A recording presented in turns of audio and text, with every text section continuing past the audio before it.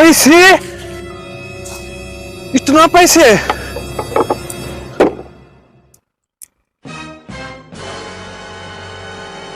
हीरे,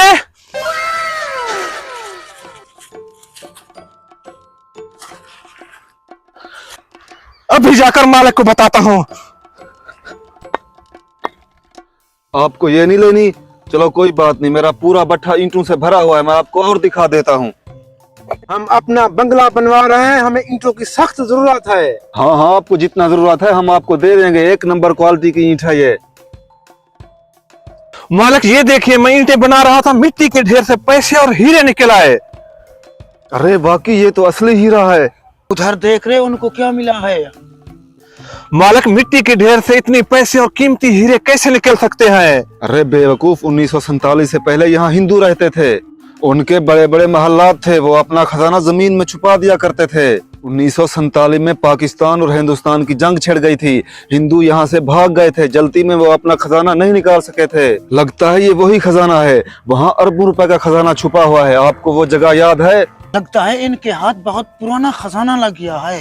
हाँ हाँ, मुझे वो जगह तो याद है जहाँ मैं ईंटें बना रहा था, उस मिट्टी के ढेर से ये खजाना निकला है। अरे बेवकूफ, इस भट्ठे का आज से हमारा ठेका तो खत्म हो रहा है, अब क्या करें? चलते हैं मालिक के पास, नया ठेका कर लेते हैं, अरबों रुपए कमाएंगे। अरे रखो हमारी ईंटें, हम ईंटें बेचना नहीं चाहते, आज छुट्टी है, जाओ यहाँ से। अरे सुना तूने, अभी भी करोड़ों का खजाना छुपा हुआ है वहाँ। जल्दी चलो, ये भट्ठा हम ठेके पर ले लेते हैं। चलो। अस्सलाम वालेकुम मालिक। वालेकुम अस्सलाम। मालिक, हमें ये भट्ठा दोबारा ठेके पर चाहिए। ठेका चाहिए? तुम्हारे पास इतना पैसे कहाँ से आ गए?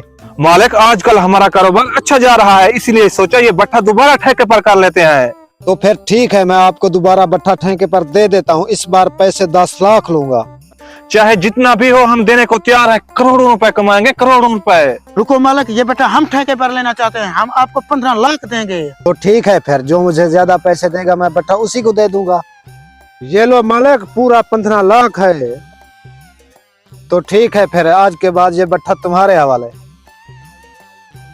अरे जल्दी करो, हमारा हिस्सा निकालो। अरे तूने तो कमाल कर दिया, 5 लाख वाला भट्ठा 15 लाख में दिलवाया।